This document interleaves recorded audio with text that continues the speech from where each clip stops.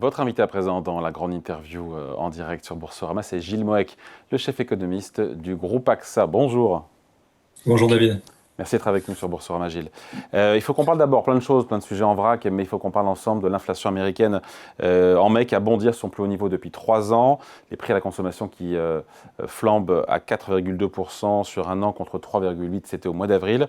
Le chiffre était attendu. Ma question c'est jusqu'où l'inflation américaine va monter. Pas l'inflation hors énergie, matières premières et tout, l'inflation globale. Potentiellement elle monte jusqu'à combien?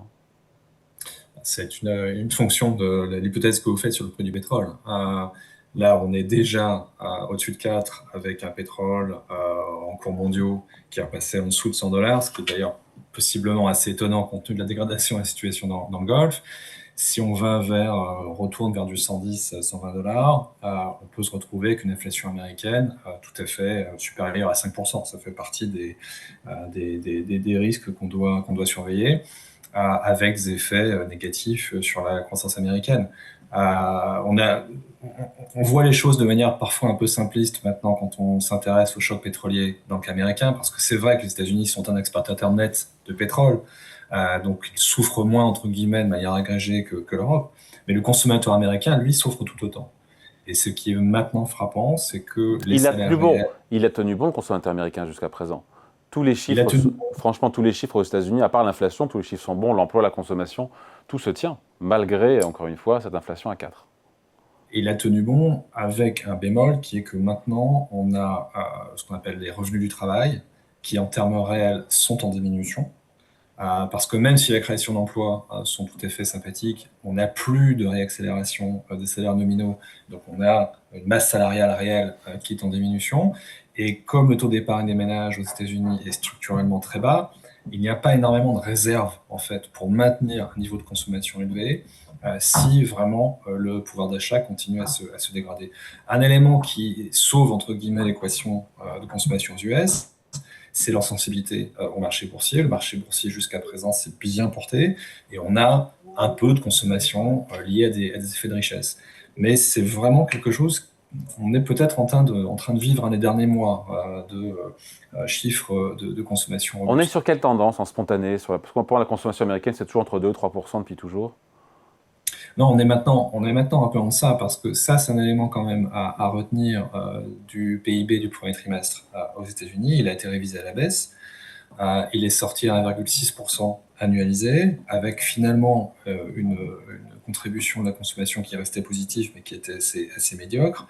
Et un élément de fragilité, de vulnérabilité aux États-Unis qu'il ne faut jamais oublier, c'est que si vous prenez la demande finale domestique aux US, premier trimestre, 40% venait de l'investissement en tech. C'est-à-dire que vous avez en fait aujourd'hui une économie américaine qui effectivement se porte relativement bien en termes agrégés. Quand on fouille et quand on regarde les détails, on a quand même cette surdépendance à un seul secteur de l'économie, le secteur de la tech, qui effectivement va très bien. Mais pour l'immense majorité des Américains qui n'ont pas la chance de travailler dans le secteur de la technologie, l'économie n'est pas catastrophique, mais elle est finalement assez médiocre. Et ça permet aussi de comprendre pourquoi on a cette dichotomie entre des chiffres macro qui, je suis d'accord avec vous, sont plutôt bons, et un sentiment qu'on voit dans les enquêtes, confiance des ménages, un sentiment qui est plutôt dégradé. Ouais. Et un rejet d'ailleurs de la politique économique du président américain aussi. Hein. Et ça, je pense que c'est vraiment un élément important, cette dichotomie. C'est-à-dire que dans l'économie traditionnelle américaine, si on enlève la tech, on a une croissance qui est, somme toute, pas très supérieure à celle qu'on peut avoir en Europe. C'est vrai qu'on a eu des bonnes nouvelles sur le marché de l'emploi avec les chiffres de la semaine dernière. On a sans doute le début d'un petit effet Coupe du Monde, parce qu'on a eu des créations d'emplois dans le secteur de Oui. l'hospitalité, enfin, ce qu'on appelle l'hospitalité, qui était assez sympathique. Mais ça vient après plusieurs mois, non pas, encore une fois, il n'y a rien de catastrophique, mais une certaine médiocrité et création d'emplois aux États-Unis. Et je rappelle, c'est un point important, que le secteur de la tech contribue énormément à la croissance, mais que le secteur de la tech détruit de l'emploi. Il y a de moins en moins d'emplois dans le secteur de la tech aux États-Unis, et ça, c'est quelque chose aussi qu'il faut surveiller. Quelle double question, comment tout ça va impacter Kevin Warsh qui, en tant que nouveau président de la Fed, qui se réunit la semaine prochaine. Est-ce qu'il aura la pression ou pas? Parce que l'inflation sous-jacente hors énergie, alimentation était un peu meilleure que prévu. Et au vu de ce qu'on se dit, voilà, est-ce qu'on voit des pressions inflationnistes autres que dans l'énergie. Et voilà, quel impact sur la Fed qui se réunit et Kevin Warsh la semaine prochaine? Je pense que le marché va un peu loin en commençant à pricer une hausse de taux pour la Fed Oui, d'ici d'ici la la fin fin de de l'année, l'année. oui. Ouais, ça, je pense que c'est franchement un tout petit peu exagéré parce que justement, on a une demande intérieure qui somme toute assez médiocre. On a plutôt une décélération des salaires. C'était aussi l'une des informations qu'on avait dans les payrolls la semaine dernière. On avait des créations d'emplois robustes, mais des salaires qui se portaient finalement pas très très bien. Donc moi, je ne pense pas que les États-Unis aient besoin d'une hausse de taux parce qu'on est déjà dans une politique monétaire qui en fait est assez restrictive. En revanche, le grand programme de Walsh, qui est quand même arrivé en ayant dit explicitement qu'il était favorable à des baisses de taux, là, on n'a pas du tout les conditions pour le délivrer. Et donc, Natixis, je disais, croit encore à une possible baisse de taux cette année de la Fed. c'est possible, mais pour ça, il faut qu'on ait une résolution, je pense, dans le Golfe. Mm. Euh, et en tout cas, je ne pense pas que ce soit quelque chose que Walsh peut promettre rapidement. Et d'ailleurs, il y aurait une certaine contradiction chez Walsh à promettre une baisse de taux, parce que Walsh s'est déclaré opposé à ce qu'on appelle la forward guidance, c'est-à-dire la capacité de la Fed d'orienter les marchés, d'être assez explicite sur sa trajectoire future. Walsh dit, moi je ne veux pas rentrer dans ce genre de discussion, je veux prendre des décisions à chaque meeting. Du coup, à ce meeting-là, je pense qu'il est très très difficile d'argumenter en faveur d'une baisse de taux, mais s'il est fidèle à ses propres convictions, il ne peut pas non plus avoir un message dovish pour la suite. Il ne peut pas indiquer que sa préférence continue d'aller vers une baisse de taux. Donc il arrive à un mauvais moment, entre guillemets, non pas, enfin, il n'y a jamais de bon moment pour arriver à la tête de la Fed, mais à un mauvais moment pour lui parce que ce qui se passe aujourd'hui est assez perpendiculaire avec ses vues macro. Mm. Sur les derniers rebondissements dans le Golfe, on a la reprise des frappes défensives, nous disent les Américains, après la destruction d'un hélicoptère Apache. L'Iran ce matin nous dit que le détroit d'Ormuz est fermé totalement jusqu'à nouvel ordre. Donald Trump qui a promis 36 fois en 2 mois qu'on était proche d'un accord avec les Iraniens. Et pour le coup, que ce soit le pétrole qui est à 92 $ ce matin ou les marchés actions qui ne réagissent pas, je trouve ça surprenant parce que les investisseurs ont acheté ce scénario d'un règlement imminent du conflit. Et maintenant, ça dure depuis 100 et quelques jours. Ouais, je suis assez surpris aussi parce que un élément qui me paraît important et qui était évoqué par votre interlocuteur précédent, c'est que s'il n'y a pas de cessez-le-feu, s'il n'y a pas de réouverture du détroit, c'est pas simplement la poursuite des niveaux de prix auxquels on est arrivé aujourd'hui. Parce que le niveau de prix aujourd'hui, il tient compte d'un certain nombre de mesures qui ont été prises pour boucler en fait le déséquilibre entre l'offre et la demande. On a l'utilisation des réserves stratégiques, on a l'utilisation de ce qu'on appelle les réserves flottantes, c'est-à-dire le pétrole qui avait déjà été embarqué sur des tankers russes ou iraniens sur lesquels on peut tirer, mais on arrive à la limite de ces mesures de mitigation. Donc si ça ne réouvre pas rapidement d'ici à la fin du mois de juin, début du mois de juillet, il y a un très bon papier de la Brookings, par exemple, là-dessus, qui suggère qu'à partir du mois de juillet, on va commencer à manquer de ces mesures de mitigation temporaire. Et ça veut dire qu'on va probablement, non pas vers un pétrole qui reste dans ce couloir entre 90 et 100, mais qui passerait de manière significative au-dessus de 100. Donc oui, je suis assez surpris de la réaction de marché. C'est peut-être qu'on a un marché qui, quelque part, s'est immunisé contre les déclarations qui nous viennent de la Maison-Blanche, c'est-à-dire que qui, quelque part, n'y prête plus grande importance, qui a un scénario en tête. Le scénario en tête, c'est que les conséquences macro sont tellement négatives, y compris pour les États-Unis, que bien sûr, il y aura un deal. Je pense que c'est ça, en fait, la psychologie actuelle du marché, et que finalement, les déclarations des uns des autres sont traitées comme du bruit. J'aimerais y croire, je ne suis pas sûr qu'on puisse y croire. Ouais, et puis encore une fois, c'est lié à cette possibilité d'avoir une pénurie de pétrole. Encore une fois, pendant qu'il dit, hein, c'est le FMI, la Banque mondiale, il pourrait y avoir une pénurie de pétrole cet été si le détroit d'Ormuz n'est pas rouvert. On y est, je veux dire, on est quasiment mi-juin.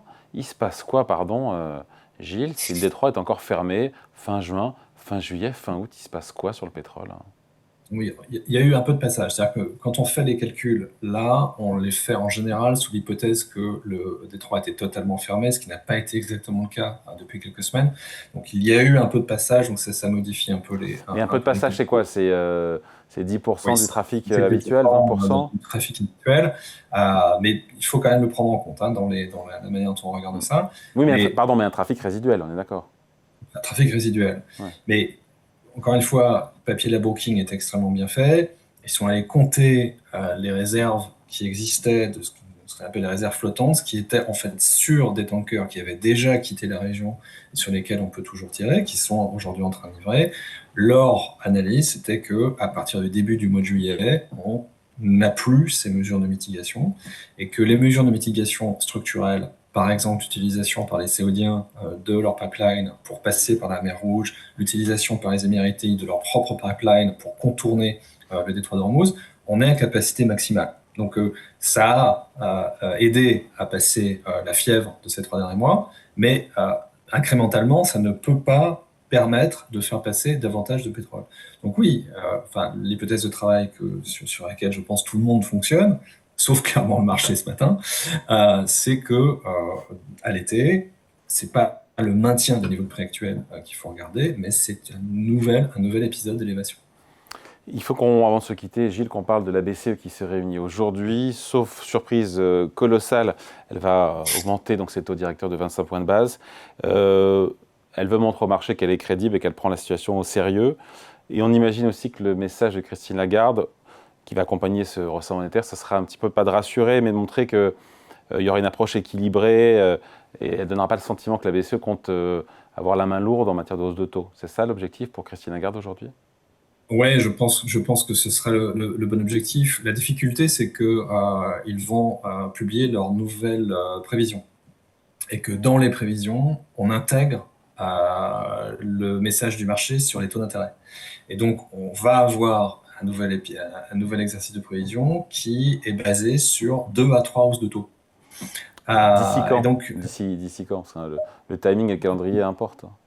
d'ici de mémoire, d'ici la fin 2026. Oui, d'ici à la fin 2026, Ah, puisqu'en fait, c'est beaucoup là pour le la coup. BCE, la BCE a toujours utilisé formellement les contrats futurs sur le marché monétaire.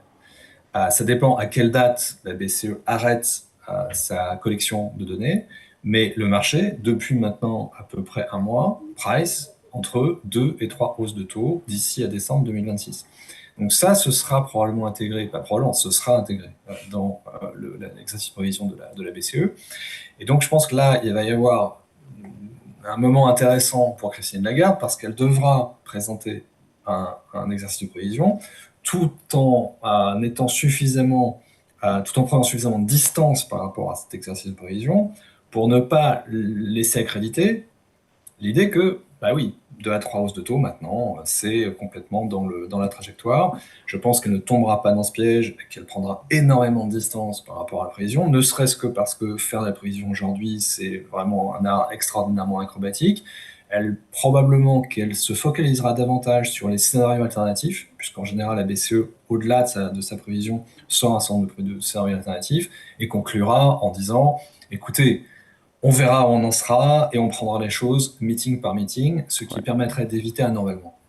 Bon, et vous faites partie de ceux qui sont pas fans de cette hausse de taux quasi certaine aujourd'hui? Parce qu'on a C'est beaucoup un peu la d'économistes qui ont position. dit que finalement, c'était pas nécessaire et que vu que on est en croissance zéro en zone euro, il n'y a pas besoin de rajouter un boulet au pied de l'activité C'est un en peu Europe. ma position structurelle, c'est-à-dire que j'ai l'impression qu'on a une BCE qui fonctionne beaucoup par référence à l'épisode de 2022, où la BCE avait voilà, raté la persistance de l'inflation, comme tout Tout le comme monde. la Fed aussi d'ailleurs, hein. En tout cas, en tout cas, comme moi-même à l'époque, c'est pareil. Je ne pensais pas que l'inflation allait durer aussi longtemps.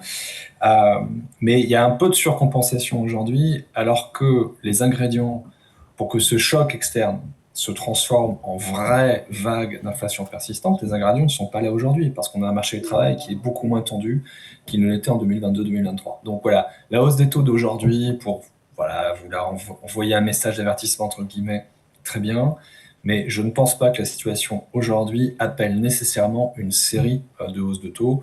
Attendons en tout cas de voir comment le marché du travail réagit, attendons de voir comment les salaires surtout réagissent avant de prendre la moindre décision en la matière. Allez, merci beaucoup. Entretien avec vous, Gilles Meaux, avec le chef économiste du groupe AXA, invité de la grande interview en direct sur Boursorama et sur YouTube. Merci Gilles. Je vous en prie David, au revoir. À bientôt.